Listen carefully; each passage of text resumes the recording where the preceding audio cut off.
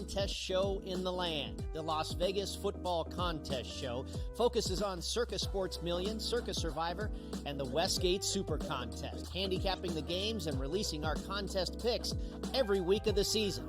With two former Super Contest winners, Brady Cannon and James Salinas, a former NFL player, Mike Pritchard, and over $1 million in contest prize money won combined, the Las Vegas Football Contest Show will have you prepared this season like none other. Carlos Alcaraz has won the last two Grand Slam titles at the French Open on the clay and at Wimbledon earlier this summer. He enters as the favorite. You have a bunch of depth there. Francis Tiafoe, Ben Shelton. They will likely play in round three. The winner would play Djokovic, most likely, which would be an incredible match. I like Ben Shelton as a sleeper. If Djokovic is hurt, you never know. I think Shelton's actually the guy that gets hot. The conditions favor him. The early line, only on SportsGrid. When you're really, really amazing like this, people kind of take it for granted. Same with Ohtani, right? People will sort of see, oh, Ohtani did this, Ohtani did that, and it sort of, becomes normalized a little bit. But to put in context, Aaron Judge joins the 1,000 hit club, reaches, gets it done. So earlier this month, he was the fastest player to reach 300 home runs ever. Sports Rage Late Night, only on SportsGrid. The leftover language would be the million shy of what Jefferson makes Jefferson a better player. If you want to believe that, I'm not sure I buy that he's that much better than CeeDee Lamb. Tony Pollard's gone. He's now with the Titans. I was with the Titans a couple weeks ago. He'll be their starting running back there. They're going a different direction in Dallas, but it's all about CeeDee Lamb right now, the first of the other deals that they have to get done. Pharrell Coast to Coast, only on SportsGrid.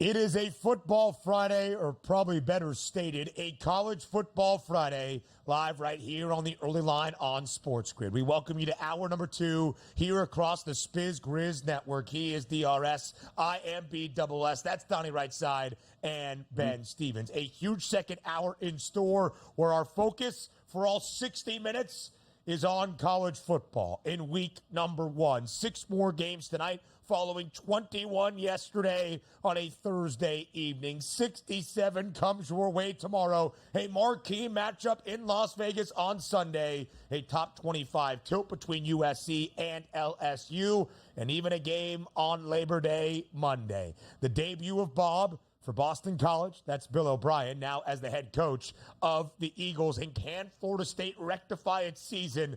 Now back here stateside at home. DRS, it is going to be a glorious hour. I am juiced up and excited for a college football Friday here in hour number 2. You better be, because you're going to be sweating carrying this entire show for the next hour with unbelievable angles, talent, and also information that we desperately need on this football Friday. Because you know your boy DRS. Like, I enjoyed myself last night, but putting in the work over the summer on college football to start week number 1, not maybe the best use of my time, but I know what I'm talking about. At least I think I do. But BSS is the true superstar of this next hour. Let's give this man a raise here. He's ready to get put to work. What do you mean, DRS? I thought you had the preseason magazine queued up and ready to go. 4 moments like this. So when look, we're going to do it.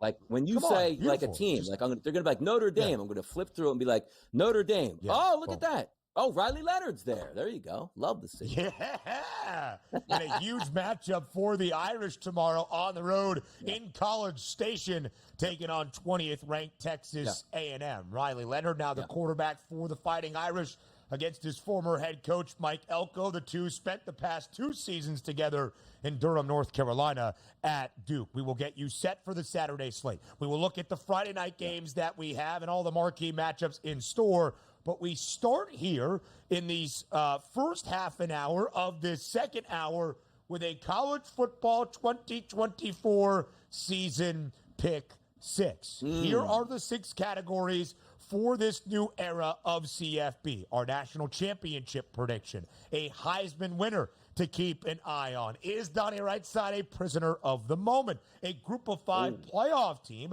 that can win one of those leagues and earn one of the automatic bids to a college football playoff. A win total we like to the over, a win total we like to stay under, and a conference championship pick to keep an eye on as well. All right, Mr. Preseason Magazine, let's start with your national title prediction. Georgia, oh, Georgia. And here's the reason why I like Georgia. You saw last year, and there's a stark contrast, man. You know how I always going to work this in. Florida State last year had a chance to prove that they were upset about being left out of the national championship picture. They took their program in a completely different direction. Georgia, in the most heartbreaking loss you can have, losing to your rival in the SEC championship game, got left out of the college football playoff. Ben, they didn't pout. They absolutely put it on Florida State in that bowl game. They had nothing to play for, so they went in with all that momentum and the great recruiting classes and bringing back your starting quarterback from last year. What's not to like about the Georgia Bulldogs? And also keep in mind, last year, Ben, we only had 4 teams that got into the national playoff, and you saw Georgia should have been one of those teams. If we had been a 12-team playoff last year, you know who probably wins the national championship for me? The Georgia Bulldogs. I think they're going to be on a mission this year, and they have the extra ammunition knowing that if they lose one football game, they're still going to be playing for a national championship. I love the Georgia Bulldogs. I love the pedigree. Kirby Smart's one of my favorite coaches because in those times where you have to rally your troops in a meaningless football game, he was able to do that. That shows me a lot. They're on the path once again to a national championship game this year. I believe that. Donnie, I think it's really hard to argue. I believe Georgia is going to win the SEC. I believe UGA is going to be in the college football playoff. It's a minus 520 price to reach that destination. It's actually the second best number behind Ohio State, who I'll talk about in just a moment. The Bucks, minus 650. But Donnie's spot on in the assessment around Kirby Smart's Dogs. We were so mad, at least some of us, about Florida State being the first of 15 undefeated Power 5 conference champions in the 10-year history of the college football playoff to be left out of the field that we kind of overlooked Georgia missing the crop as well. It was hard to make an argument for UGA just based on resume and not eye test and talent because of all of the capable teams that we had in the field a season ago. But Georgia has lost 1 football game in its last 30. Georgia has lost 2 football games in its last 48, dating back to its final 4 of the 2020 college football season. And both of those football games against Alabama in an SEC championship game. And in that span, Georgia has won 2 national championships. One of my favorite things, DRS, about this UGA team is expecting a better defense than we even saw last year. Better? What are you talking about? They were still a top 10 scoring defensive unit in the country. Yes, but they had regressed at least up front in defending the run. I expect a lot of good things out of this Georgia front this year. Michael Williams, Smail Munden is back as well, and some great guys in the back end, led by Malachi Starks, who might be one of the best DBs and safeties in all of college football. But my favorite thing, Donnie, is flipping the narrative on this Georgia team. When they won 2 consecutive natties, it wasn't Stetson Bennett in the offense. It was that elite defense, some of the best units we have seen in the last 2 decades plus in college football. This year, I think it actually starts offensively for Georgia, led by Carson Beck, who has the second best Heisman Trophy price and had the 3rd most passing yards last year in college football, more than 3,900. Georgia was a top 5 total in scoring offense, nearly averaging 42 points per game a season ago. The offense is really good in Athens this year, and the defense, I think, gets back to an elite level. I would not be shocked to see a rematch of the college football playoff semifinal from 2022 in this year's national championship game. Georgia and Ohio State. The Buckeyes are my pick to win a national championship at a 4-1 number. So Donnie and I going slightly chalk with the favorites, and then mine the second best price in Ohio State. But the Buckeyes saw Michigan win a national championship a season ago and said, never again over my dead body. They have seen Michigan dominate not only them, but the Big Ten the last 3 years, and they have invested in bringing everybody back. and everybody in. The transfer quarterback from Kansas State, Will Howard. Quinshon Judkins, the running back from Ole Miss, joins Travion Henderson in the backfield. A stout offensive line for Ryan Day and great wide receivers on the outside. Emeka Egbuka, Carnell Tate is back, and Jeremiah Smith. We'll talk some freshmen a little bit later on in hour 3. Might be one of the best wide receivers or freshmen in the country. And defensively, there's not much better around the nation than Ohio State. Second best scoring defense in the country last year, allowing only 11 points per game. Jim Knowles' unit is stacked. JT Tuimoloau. You have Jack Sawyer back as well up front. Tyleek Smith anchors the unit on the inside. And then let's go to the secondary. Caleb Downs, the SEC Freshman of the Year last year at Alabama, now in Columbus. Denzel Burke, maybe the best corner in college football, returned as well. Donnie, it is national championship or bust for Ohio State. Those are the expectations in Columbus. Fair or unfair, that is what is necessary in 2024. I think the Buckeyes make good. Yeah, you know what's a good point about it, too, is sometimes you're going to look at that Big Ten coming down to that one game against Oregon here. But the best part about that is even if you are breaking in your quarterback, say you haven't played in a big game yet at this university and you lose that, you can still make the college football playoff, learn from that game, and move on. This is what makes it so intriguing when you're picking a national champion. We're not necessarily looking at the schedule so much anymore, but just looking at the quality of the team, what you anticipate if they can lose one game or less, you're in it. A college football pick six continues next.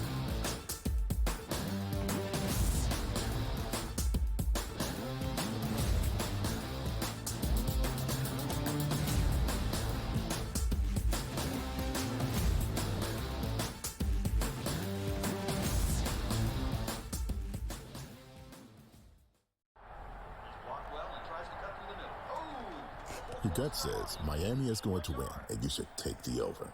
Your gut also said your NFT selfies would only go up in value. They didn't. But your head is on SportsGrid and knows the QB is in concussion protocol. The backup has a 45 QBR against the zone coverage. The New York D has the most sacks in the league. So yeah, trust your head. It's smarter to be on SportsGrid. There is going to be an energy to game time decisions that you will feel night in and night out. We're going to go through every single thing, and I've got a great team behind me that's going to help me get the job done. I want this to be the place that people come to. We are going to hit every single one of those markets that you need to know about. There is not going to be a better place, I promise you, than Game Time Decisions. We will have everything at our disposal, and we will use that to our advantage. I'm Kevin Walsh. Tune into Game Time Decisions from 6 to 8 p.m. Eastern on SportsGrid. Carlos Alcaraz has won the last 2 Grand Slam titles at the French Open on the clay and at Wimbledon earlier this summer. He enters as the favorite. You have a bunch of depth there. Francis Tiafoe, Ben Shelton. They will likely play in round 3. The winner would play Djokovic, most likely, which would be an incredible match. I like Ben Shelton as a sleeper. If Djokovic is hurt, you never know. I think Shelton's actually the guy that gets hot. The conditions favor him. The early line, only on SportsGrid. The sharpest football contest show in the land, the Las Vegas Football Contest Show, focuses on Circa Sports Million, Circa Survivor, and the Westgate Super Contest, handicapping the games and releasing our contest picks every week of the season. With 2 former Super Contest winners, Brady Cannon and James Salinas, a former NFL player, Mike Pritchard, and over $1 million in contest prize money won combined, the Las Vegas Football Contest Show will have you prepared this season like none other.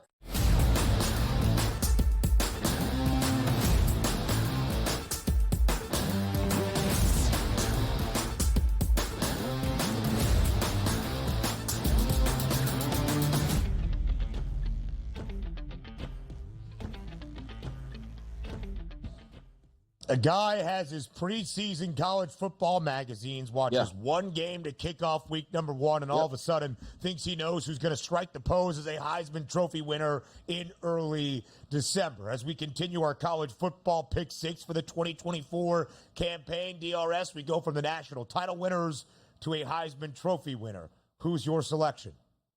By the way, real quick on this, how we're setting these up. Like, I was going to play the heel today, Ben, and say my pick six was national champion Miami, Heisman winner Cam Ward, playoff team Miami, win total over Miami, win total under Florida State, and conference champion Miami. Like, we could have played it out that way, and it would have been like, you know what, this guy's on his game. He knows exactly about these football teams. So follows a correlated path.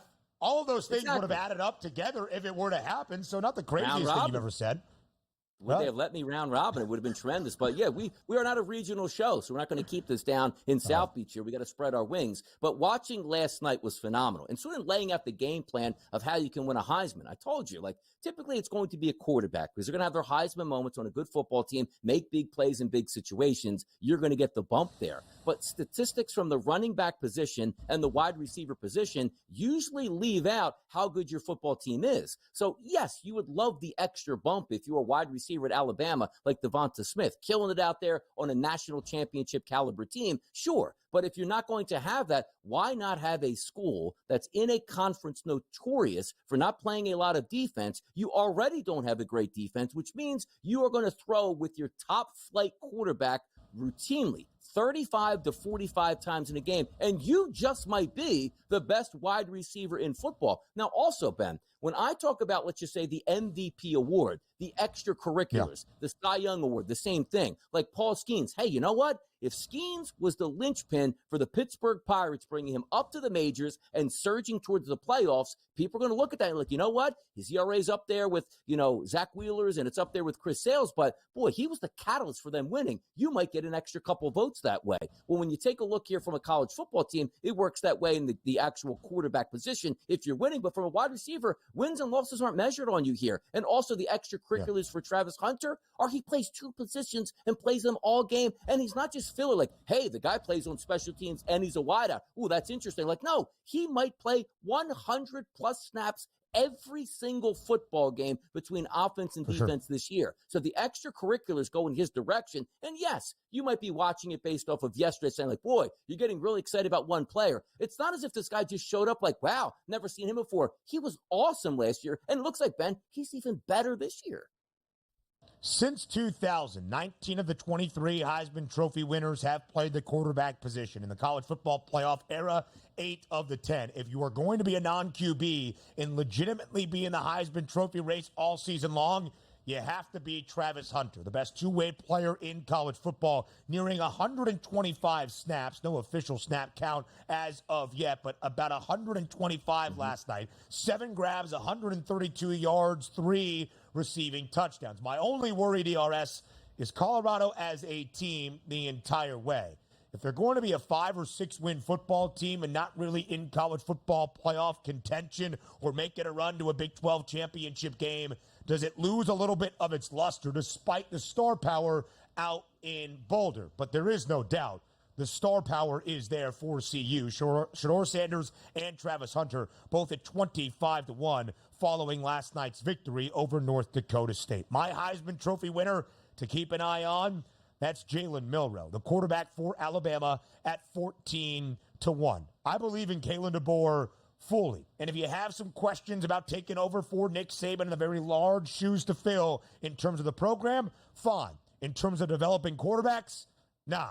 Look at Michael Penix Jr. at Indiana and Washington. Look at Jake Haener under DeBoer at Fresno State. And then look at Milroe a season ago. Only throwing for 250 yards 3 times, but potentially in Alabama's toughest games outside of the SEC title against Texas, Texas A&M, and Auburn. Also ran for more than 530 yards and 12 rushing scores. And Donnie, as you well know, when it comes to the rushing yards for a quarterback in college football, sacks are a negative. It takes away from your rushing yardage output. And Alabama gave up 49 sacks last year. It was a concern for Nick Saban all season long. It's going to get better under Kalen DeBoer. He brought some talent over from UW. Tyler Booker, one of the best guards in the sport, is back for Bama as well. Because of who his offensive mind now is, Kalen DeBoer, and because of what Jalen Milroe possesses, back for another year as a starting quarterback.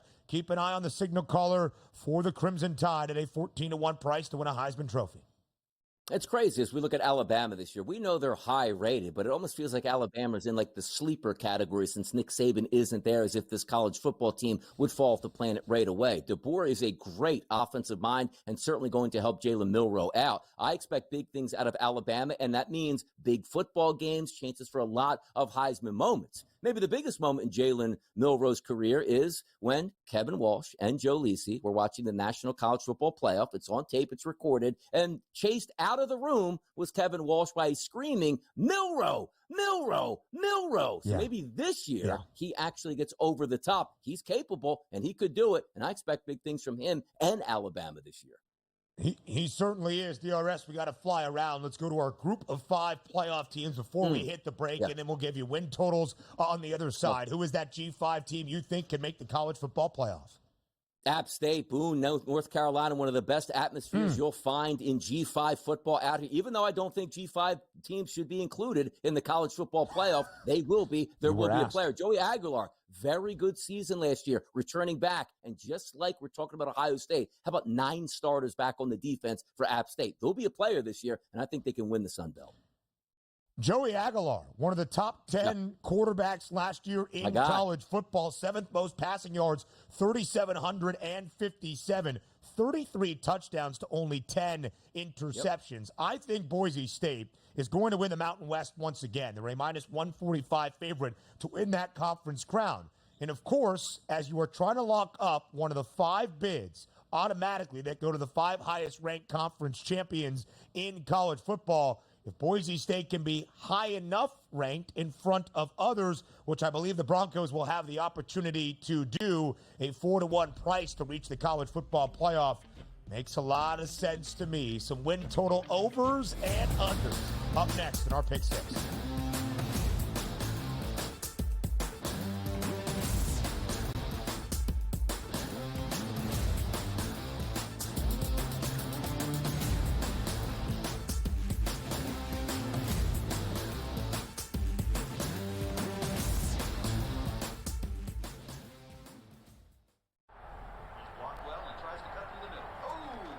Your gut says Miami is going to win, and you should take the over. Your gut also said your NFT selfies would only go up in value. They didn't. But your head is on SportsGrid and knows the QB is in concussion protocol. The backup has a 45 QBR against the zone coverage. The New York D has the most sacks in the league. So yeah, trust your head. It's smarter to be on SportsGrid. There is going to be an energy to game time decisions that you will feel night in and night out. We're going to go through every single thing, and I've got a great team behind me that's going to help me get the job done. I want this to be the place that people come to. We are going to hit every single one of those markets that you need to know about. There is not going to be a better place, I promise you, than Game Time Decisions. We will have everything at our disposal, and we will use that to our advantage. I'm Kevin Walsh. Tune into Game Time Decisions from 6 to 8 p.m. Eastern on SportsGrid. Carlos Alcaraz has won the last 2 Grand Slam titles at the French Open on the clay and at Wimbledon earlier this summer. He enters as the favorite. You have a bunch of depth there. Francis Tiafoe, Ben Shelton. They will likely play in round 3. The winner would play Djokovic, most likely, which would be an incredible match. I like Ben Shelton as a sleeper. If Djokovic is hurt, you never know. I think Shelton's actually the guy that gets hot. The conditions favor him. The early line, only on SportsGrid. The sharpest football contest show in the land, the Las Vegas Football Contest Show, focuses on Circa Sports Million, Circa Survivor, and the Westgate Super Contest, handicapping the games and releasing our contest picks every week of the season. With 2 former Super Contest winners, Brady Cannon and James Salinas, a former NFL player, Mike Pritchard, and over $1 million in contest prize money won combined, the Las Vegas Football Contest Show will have you prepared this season like none other.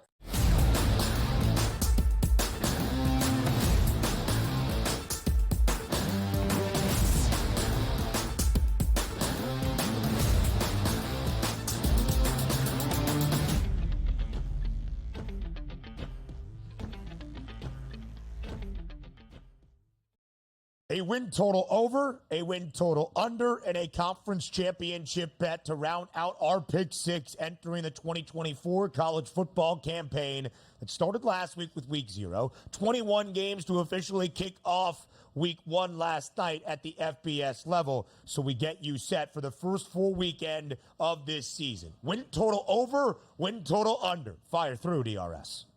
Yeah, keep it simple. In the SEC at this point, and we just talked about, I should say you talked about quite a bit, the expectations for Alabama certainly high this season, as if they fell off just because Nick Saban left. Yes, Nick Saban may be the best college football coach of all time, but Kalen DeBoer, no slouch, did wonderful things out there with Washington, going to bring that high-flying offense with Jalen Milroe, the ability to lose a game or two in the SEC. I'm going to go over 9.5 wins for the Alabama Crimson Tide, and my win total under is on Florida at 4.5. I love this, just from a handicapping perspective. If you're not really in tune with college football going over the day-to-day scheduling, you'd say to yourself, that's ridiculous. It has to be an error, but it's not. If you look at Florida's schedule this year, are the expectations high for them talent-wise? Not necessarily. Coupled with that SEC schedule, can you, like in my 4 wins for a Florida football team, I'm going under. That number is so outrageous, there has to be something to it. And what's to it? It's that schedule they have. And the thing I love about it is game number 1, you're going to know a lot about Florida. If they lose to Miami, that 4.5 absolutely in play, and I think they lose this weekend. The last time that Florida only won 4 games in a season was 2017, and that was the last of Jim McElwain in Gainesville. Nobody has a more difficult schedule this year than UF, and it starts on Saturday, albeit at home as an underdog against Miami. The Gators play 8 preseason ranked top 25 teams, and I dare you to go look at the Final 5 for UF that starts with the cocktail party against Georgia and gets no easier in the month of November. This is the first win total that I bet way back early in the offseason, where the juice at the time to the over was minus 110. It's now minus 200 on the FanDuel Sportsbook. I'm surprised it's not 8.5 with some juice on the under. That's in Ames, Iowa, over 7.5 for Iowa State. They return the most returning production at 85% of their production from a year ago in all of FBS college football, including a quarterback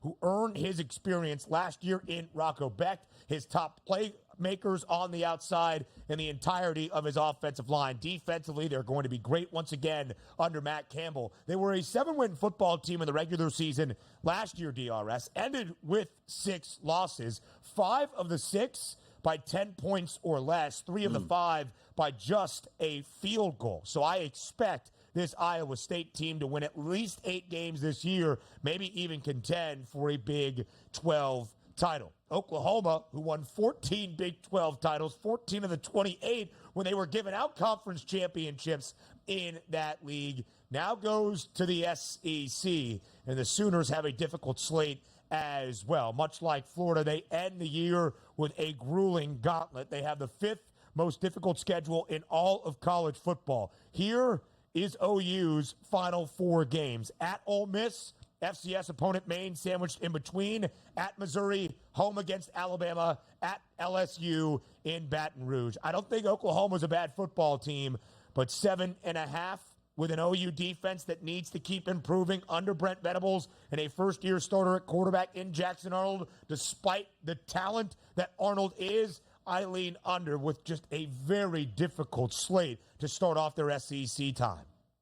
It makes some sense, too, Ben, because you're looking at that team now and also that fan base by now saying, a great season is 8 wins. That used to get your coach fired at Oklahoma. So times are changing along with expectations. They're going to have to adjust. All right, your conference championship pick could have been everything in the pick 6, so finish with your Canes. It's Miami. It is. And the table's already been set here. You saw Florida State not going to be a player this year in college football. Now you see Clemson's going to take on Georgia week number 1, and you're going to see the Miami Hurricanes take on the Florida Gators. You might be looking at Miami, of those top 3 teams, the only team with a victory here to start their season. Maybe the expectations on Florida State even to get dropped by BC coming up on Labor Day. We'll watch that all the way through. The Miami Hurricanes and Mario Cristobal, rightfully so, getting back to being the kings of college football. I have my questions about Cristobal and his game management coaching style, not the talent for Miami. And the schedule is not all that bad. They host Florida State, don't have Clemson or NC State. I'll make it quick. Kansas State to win the Big 12 because of Avery Johnson, their quarterback, a 4-1 number. We set the stage for the weekend next.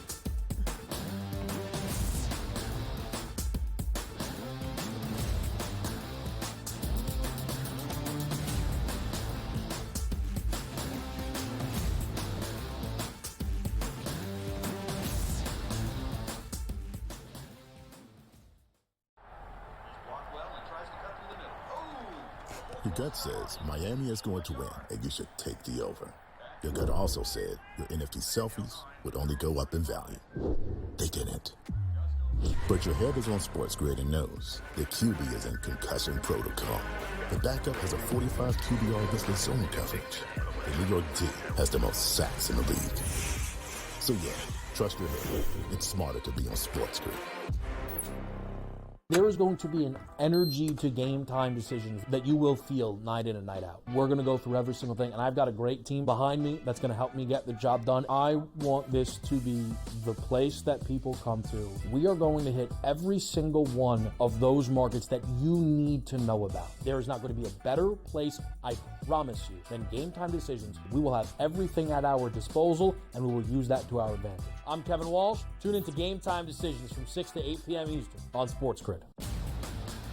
Carlos Alcaraz has won the last 2 Grand Slam titles at the French Open on the clay and at Wimbledon earlier this summer. He enters as the favorite. You have a bunch of depth there. Francis Tiafoe, Ben Shelton. They will likely play in round 3. The winner would play Djokovic, most likely, which would be an incredible match. I like Ben Shelton as a sleeper. If Djokovic is hurt, you never know. I think Shelton's actually the guy that gets hot. The conditions favor him. The early line, only on SportsGrid. The sharpest football contest show in the land, the Las Vegas Football Contest Show, focuses on Circa Sports Million, Circa Survivor, and the Westgate Super Contest, handicapping the games and releasing our contest picks every week of the season. With 2 former Super Contest winners, Brady Cannon and James Salinas, a former NFL player, Mike Pritchard, and over $1 million in contest prize money won combined, the Las Vegas Football Contest Show will have you prepared this season like none other.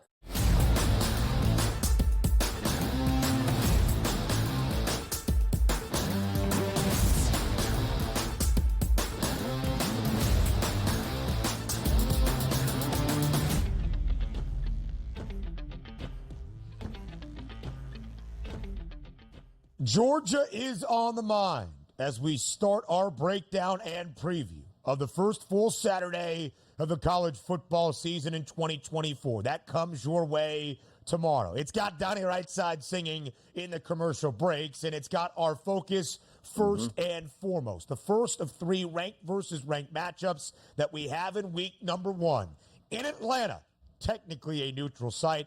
But don't tell that to the Clemson backers that are trying to outbid Dogs backers to get a ticket to the ATL. It's a top 15 tilt between Georgia and Clemson. The Bulldogs enter the year ranked atop the country in the preseason poll for a second consecutive season. Clemson remains in the top 15, ranked 14th. But, Donnie, if we can use the spread as an indication of the trajectory of these 2 programs in the last 3 years, I do believe it is fitting. Both started the year against one another in 2021 in Charlotte. Week number 1, kickoff game in primetime. Neutral site, Clemson was a 3-point favorite. Now, 3 years later, neutral site in Atlanta, Georgia is nearly a 2-touchdown favorite. It was 13.5 bright and early on this Friday morning. It is 12 and a hook, but nearly 15, 16 points of line movement from where we were 3 years ago. Total at 48 and a hook. Oh, by the way, when they last met back in 2021 in that season debut, Georgia was victorious 10-3.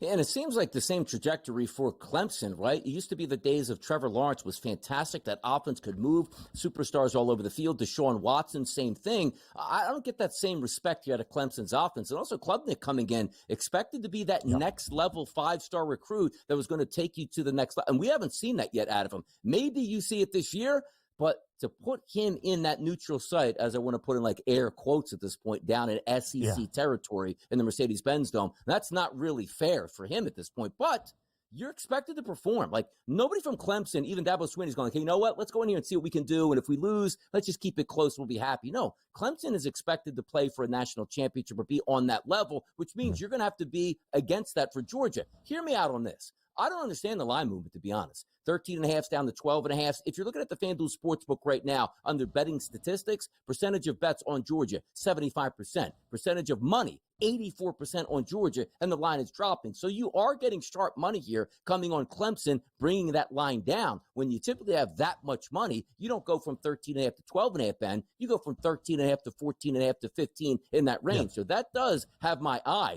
But for me, looking at the season in totality, I just think Georgia is so much better in this spot. And if I look at this game and say, whose offense am I going to trust right out of the gate in a big moment? It's going to be Georgia's. It's not Clemson's here. I look for a 2-touchdown victory from Georgia, a win and a cover. I guess one of the reasons the line could be working back to Dabo Swinney's Tigers is because you see the total of 48 and a hook and a near 2-touchdown spread. For Georgia to cover by 14 plus in this game to stay around that total, that's a lot of scoring from Georgia, and that's not a lot of scoring from Clemson. That 3-year span from when they met to start 2021 to where we are now at the beginnings of 2024. Georgia has won 2 national championships. They have won 44 of 46 games. They are on a 39-game win streak in the regular season. Meanwhile, Clemson, that entered the 2021 campaign winning 6 consecutive ACC crowns and 6 berths into the college football playoff, they have not been back to the CFB. They have 1 ACC title to show for it. And last year, 4 conference losses, the most since Dabo Swinney's second full year at the helm of Clemson back in 2010.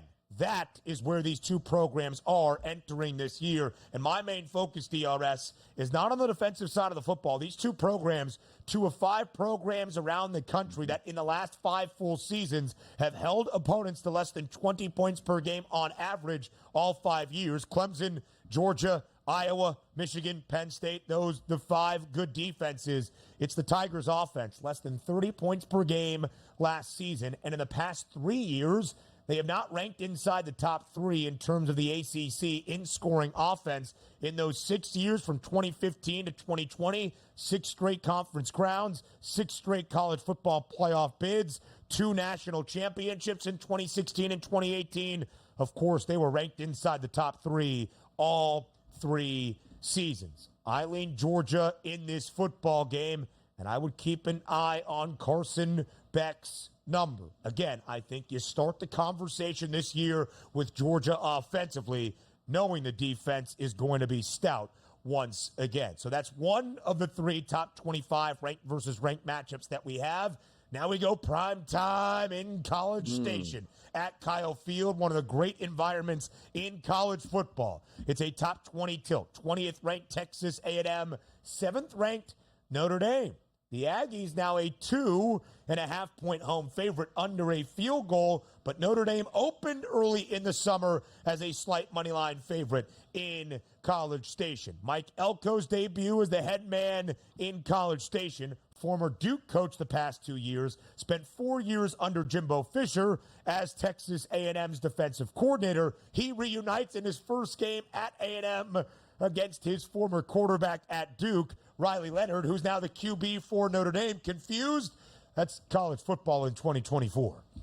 It certainly is. So you know the strengths and the weaknesses right off the bat. Now, can you play into that a little bit too much? Maybe that quarterback does make some changes by going to Notre Dame. We're going to find out. But also, what do we like? We just talked about a top 20 tilt with Clemson and Georgia. Fantastic. Love to see it right off the bat without any cupcake scheduling to start the season. You're getting the same thing here with Notre Dame and Texas A&M. And also, we talked about that Clemson-Georgia game. Technically, it is on a neutral site, so you're not going to get that home field advantage. You're going to get one of the best home field advantages in college football down in College Station. Yeah. They're going to be ready for Notre Dame. That atmosphere is going to be great. Their quarterback is coming back to the fold. But it's sort of I don't say a tough concept for me because I don't know what I'm getting out of Mike Elko and that football team right off the bat. I do know that Notre Dame is going to be prepared to come in, but the question marks also bring up, what's Riley Leonard going to bring to the table? You saw last year they did the same thing, bringing Sam Hartman over, more of a passer. Riley Leonard, more of a dual threat, which I do think, Ben, really helps you out early in the season. Because the one thing we saw from Duke,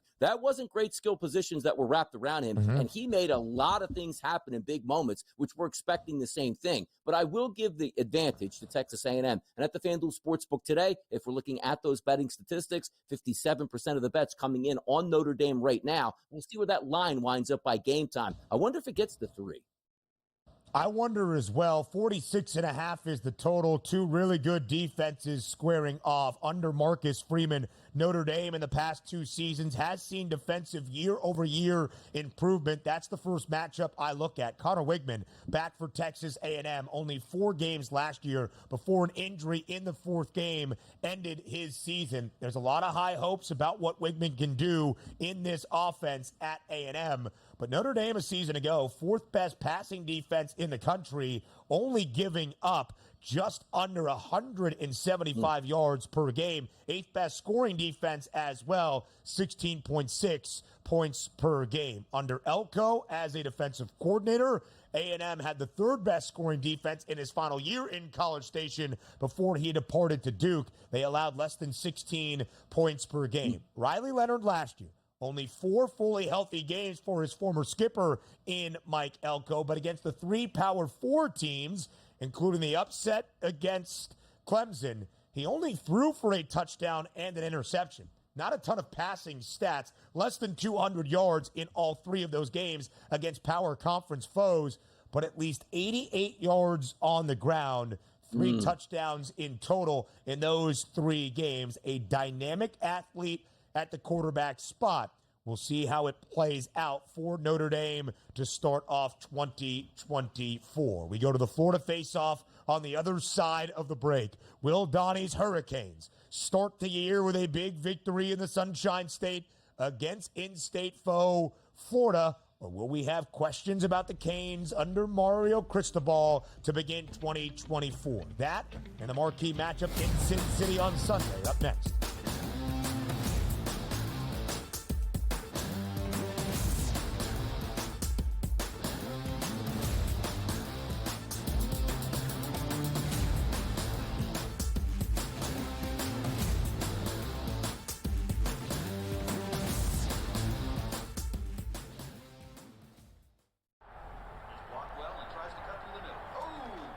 Your gut says Miami is going to win, and you should take the over. Your gut also said your NFT selfies would only go up in value. They didn't. But your head is on SportsGrid and knows the QB is in concussion protocol. The backup has a 45 QBR listed zone coverage. The New York D has the most sacks in the league.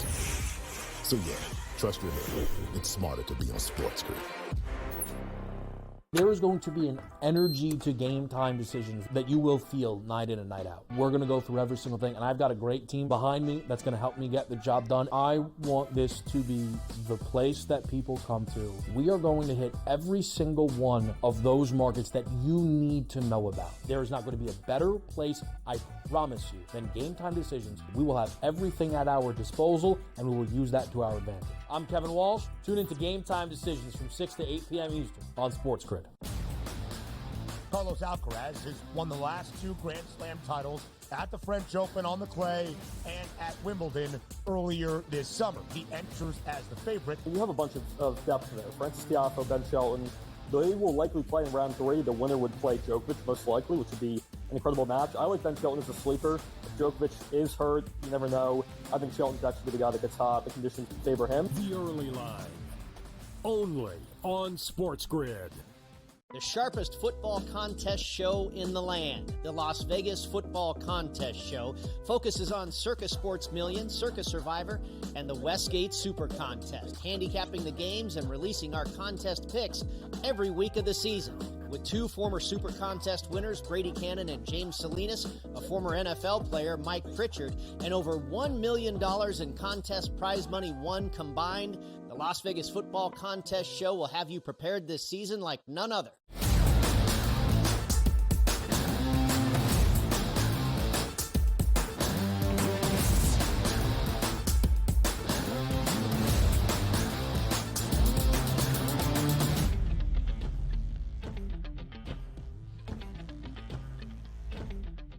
I've got an idea on what side, Mr. Right Side, Donnie will be on for the Florida face-off midway through the Saturday slate tomorrow in the Swamp. A great game, a compelling game that will come with swift reactions and many narrative takeaways. Miami, a top 20 team, 19th in the country, entering 2024 with high expectations in South Florida. It's year 3 under Mario Cristobal. The Canes just 12-13 in his first 2 years, but he played at Miami. He knows what it means to bring Miami to the national pantheon.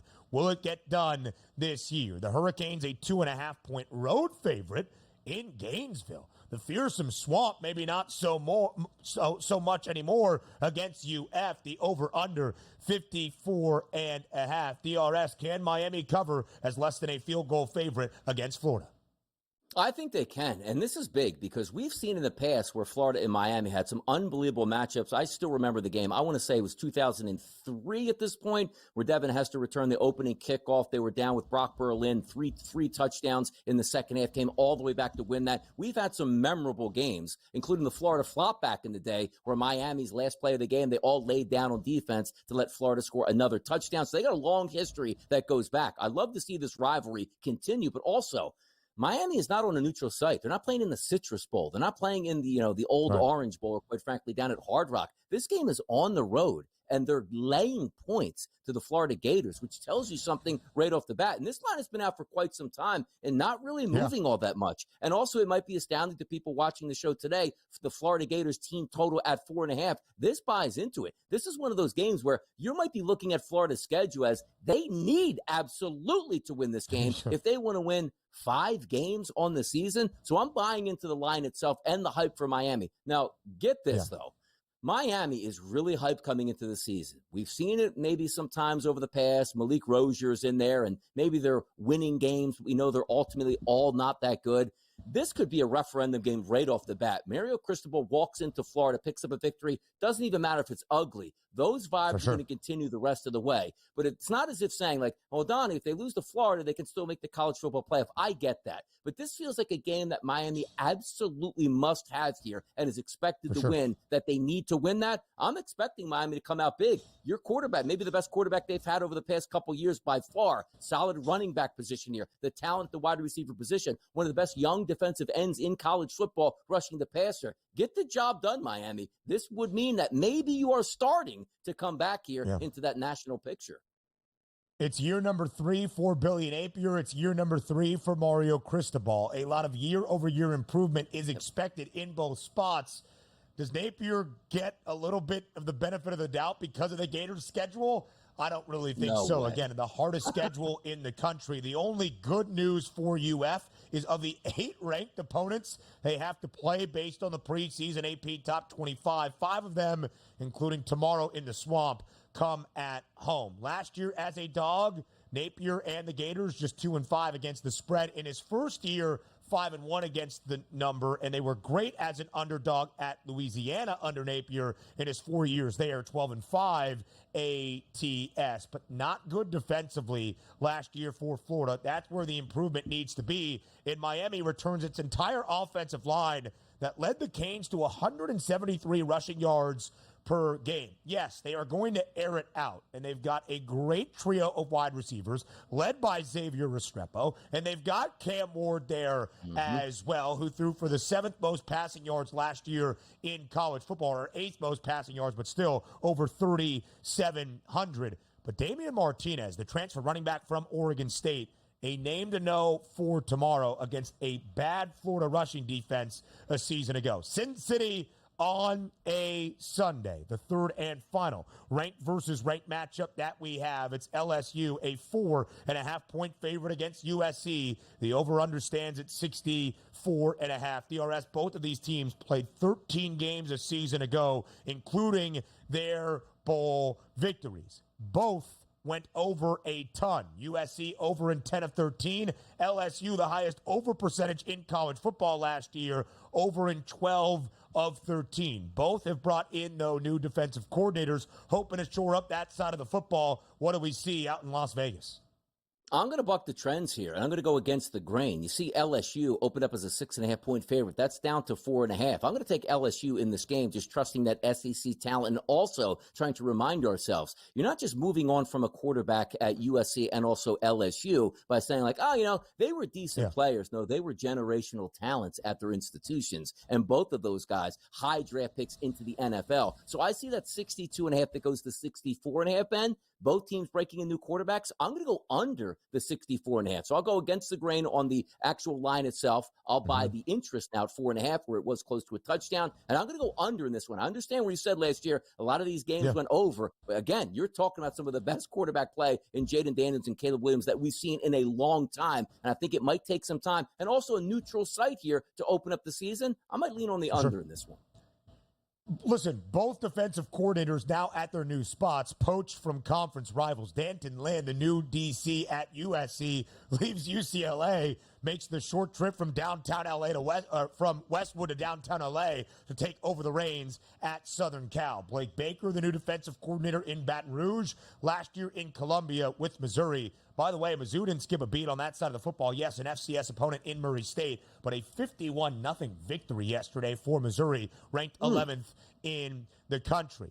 I'm going to wait on the total until I see these defenses, because the offenses are going to be good once again. Miller Moss, 6 touchdowns in the Holiday Bowl last year for USC. The heir apparent now to Caleb Williams. And Lincoln Riley's offenses, say what you want about the defense, but Lincoln Riley's offenses are always there. Garrett Nussmeier has bided his time as well, bode his time in Baton Rouge. He takes the reins of this strong offense for LSU. Kyron Lacey, a really good wide receiver, much in the mold of a Malik Neighbors for LSU. Here is my plea to Oklahoma State. We'll talk about this game a little bit more on the other side. And really, as we saw last night for Colorado, stop scheduling the Dakotas and the FCS powerhouses in college football, because North Dakota State is the most historic program, but South Dakota State is up right now. 2 consecutive national titles in FCS college football. They'll take the Stillwater on Saturday. Next.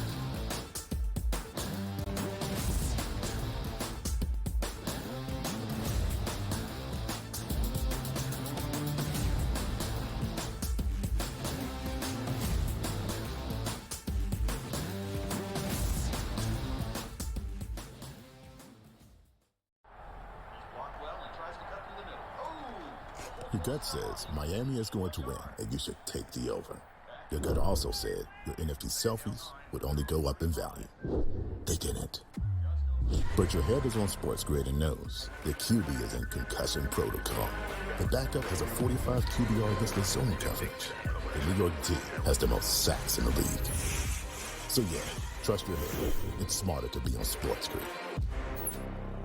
There is going to be an energy to game time decisions that you will feel night in and night out. We're going to go through every single thing, and I've got a great team behind me that's going to help me get the job done. I want this to be the place that people come to. We are going to hit every single one of those markets that you need to know about. There is not going to be a better place, I promise you, than Game Time Decisions. We will have everything at our disposal, and we will use that to our advantage. I'm Kevin Walsh. Tune into Game Time Decisions from 6 to 8 p.m. Eastern on SportsGrid. Carlos Alcaraz has won the last 2 Grand Slam titles at the French Open on the clay and at Wimbledon earlier this summer. He enters as the favorite. You have a bunch of depth there. Francis Tiafoe, Ben Shelton. They will likely play in round 3. The winner would play Djokovic, most likely, which would be an incredible match. I like Ben Shelton as a sleeper. If Djokovic is hurt, you never know. I think Shelton's actually the guy that gets hot. The conditions favor him. The early line, only on SportsGrid. The sharpest football contest show in the land, the Las Vegas Football Contest Show, focuses on Circus Sports Million, Circus Survivor, and the Westgate Super Contest, handicapping the games and releasing our contest picks every week of the season. With 2 former Super Contest winners, Brady Cannon and James Salinas, a former NFL player, Mike Pritchard, and over $1 million in contest prize money won combined, the Las Vegas Football Contest Show will have you prepared this season like none other.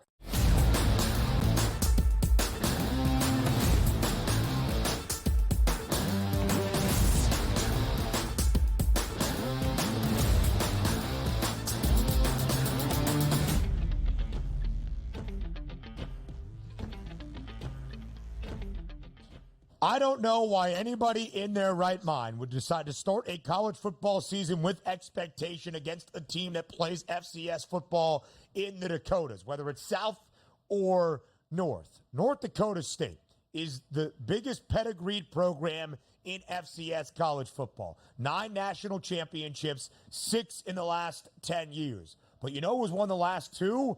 That's South Dakota State. The Jackrabbits. They have won 2 consecutive FCS national titles. They have won 29 consecutive games. Their last loss in a football game was to start 2022 against Iowa. The Hawkeyes held on for a 7-3 victory. We call it the Iowa touchdown now. It was 2 safeties and a field goal that led to those 7 points. And there is so much returning talent for South Dakota State against a team that also features a lot of returning talent in Mike Gundy's Oklahoma State Cowboys, who enter the year as a ranked team, getting ready for this matchup against SDSU. But less than a double-digit spread, as we saw at Often Points entering last night in Boulder. The Pokes land 9.5 at home. The over-under 54.5. I'll just say, good luck to the Cowboys.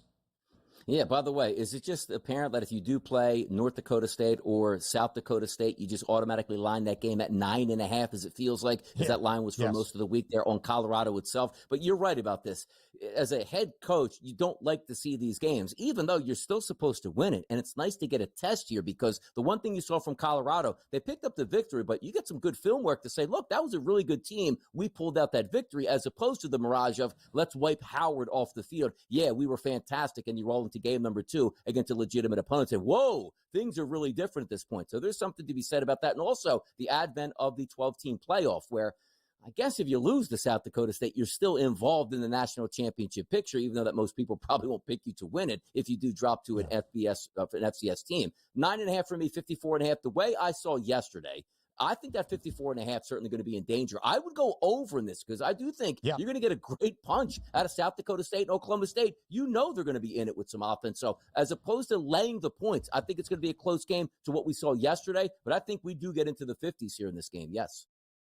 The Rabbits were the best scoring defense in FCS college football last year, allowing 9.3 points per game, and they run it. No way. And their quarterback, Mark Gronowski, is back as well. He was the FCS Offensive Player of the Year a season ago. 29 touchdown passes to only 5 interceptions, 402 yards on the ground, 8 rushing scores. But when you talk about running the football in this game, you must mention the nation's leading rusher, who is back. Ollie Gordon II, 1,732 rushing yards, 21 TDs last year, 118 yards on the ground or more, and 9 of the 14 for the Cowboys a year ago. So because of that, Donnie, I actually do think we will see some points. And listen, North Dakota State was a good defense last year in college football, but you see how the secondary got exposed against the pure talent that Colorado has. I don't think South Dakota State is going to be able to fully shut down Ollie Gordon II